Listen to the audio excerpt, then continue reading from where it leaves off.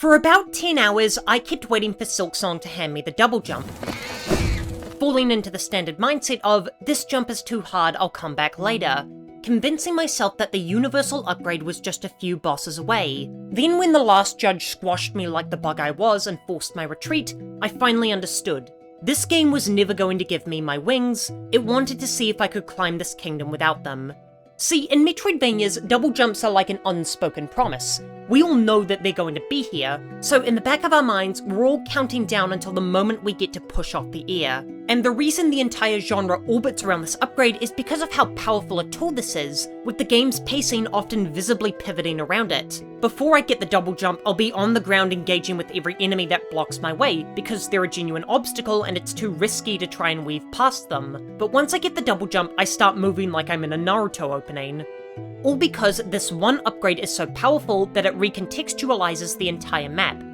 Silksong knows this, and it withholds it on purpose. And this ends up intentionally betraying the Metroidvania design of come back and get it later, because the upgrade I was waiting for never seemed to arrive, and so I was left with no choice but to grit my teeth and master the diagonal pogo dive in order to strengthen myself, which almost felt like the intended design in yet another subversion of Metroidvanias, as the game was retraining me to stop viewing these challenges as locked doors a la Super Metroid, and look at them in the Soulsian light of a brutal challenge that I need to overcome.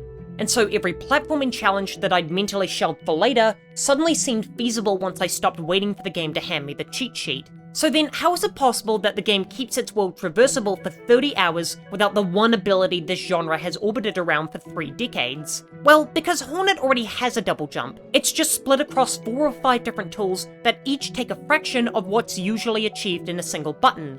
She starts with a ledge grab, something the knight never had. Her default crest comes with a diagonal dive attack, which functions as a controlled descent and a pogo bounce if you can land it.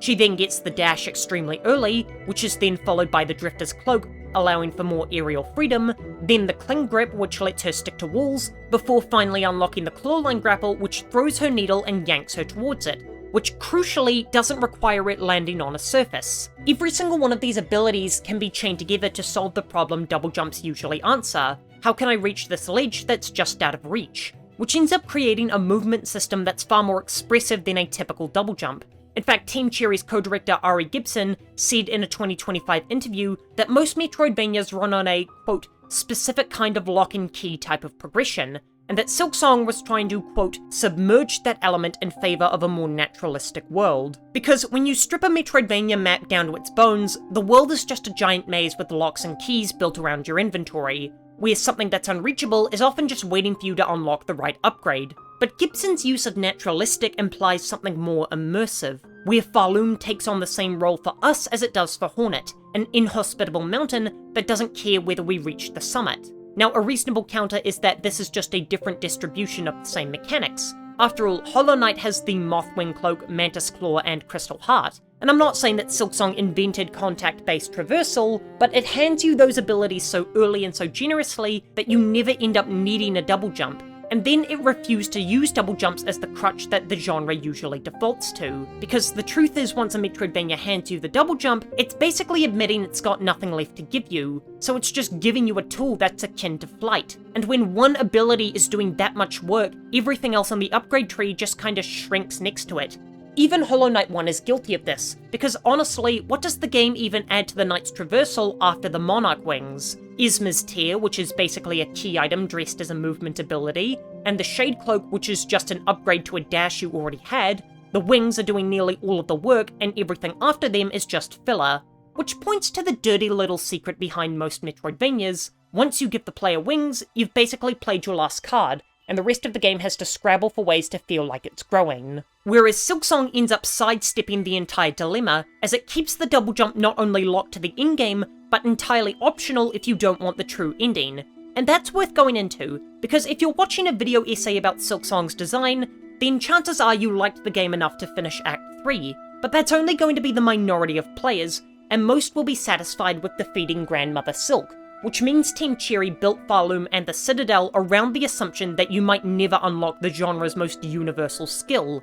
Every other movement upgrade actually keeps mattering right to the end, because they're never made obsolete by a better ability that's trivialized everything else. which is such an incredibly risky design choice, as they're betting that players would accept a Metroidvania that refused to hand them the one tool they've been trained to expect for 3 decades. That's like making a Souls-like that locks the dodge roll behind New Game Plus, as the game could have felt cheap or like it was just padding the runtime by making simple traversal harder than it needed to be. And the only reason it doesn't is because the replacement movement system is so expressive. But when you finally do unlock the double jump, what is it even doing for you at that point in the game? It isn't opening up a new third of the map, hell, you've already been almost everywhere, and by this point your Cling Grip, Drifter's Cloak, and Claw Line are already doing most of the vertical movement you need to reach higher areas. Furthermore, it's locked behind the hardest platforming section in the game, so you've already demonstrated you're skilled enough to not need it as a crutch. So what it's doing is rewarding your mastery of the movement system instead of enabling it. It lets you chain together your movement tools in a way that feels like a flourish rather than a necessity. See, most Metroidvanias treat double jumps as the moment the protagonist becomes capable, whereas Silksong treats it as the moment she's acknowledged. The whole game has been Hornet proving she could ascend this kingdom without wings to carry her, and when she finally reaches the highest peak in all of Farloom, the wings are the game admitting defeat. Which is why the game was right not to give them to you until now, which is the bigger argument I think Silksong is making, that a Metroidvania can be paced around character development instead of upgrades. Which sounds stupid when I say it out loud, yet the genre's track record suggests otherwise, as the default structure leans so hard on the upgrade tree to tell its story that most Metroidvania heroes end up being defined by what they can do rather than who they are. Samus is the Morph Ball, Screw Attack, and Grapple Beam. Alucard is the Bat, Mist, and Wolf forms, and most of the time that works, because these characters don't really have an inner life competing with their toolkits. But Hornet does, and Team Cherry made the choice to put her character ahead of her upgrades. And here's where I have to once again do the thing that I feel is responsible for most of Silksong's discourse. Compare Hornet to the Knight. See, the Knight is an empty vessel, and the abilities we gain along our journey are like the identity that we pour into the shell. But Hornet already arrives in Farloom with both an identity and history, so Silksong flips it, and the upgrades end up answering who she already is. She's burdened by her royal lineage. Those who know the truth treat her with either reverence or disgust.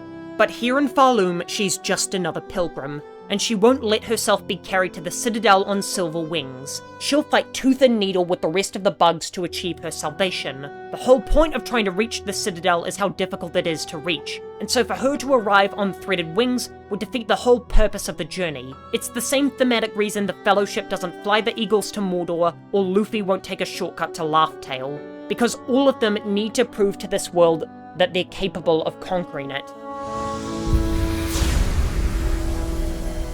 So the argument I land on is something bigger than I can put in the title. You can build a Metroidvania around the story instead of the gameplay, because Hornet was never going to be a vessel for this game to fill. She had a cost that had to be paid. She had a mind that wouldn't be quieted. She had a will that wouldn't be broken. And she had a voice that had to reach the summit.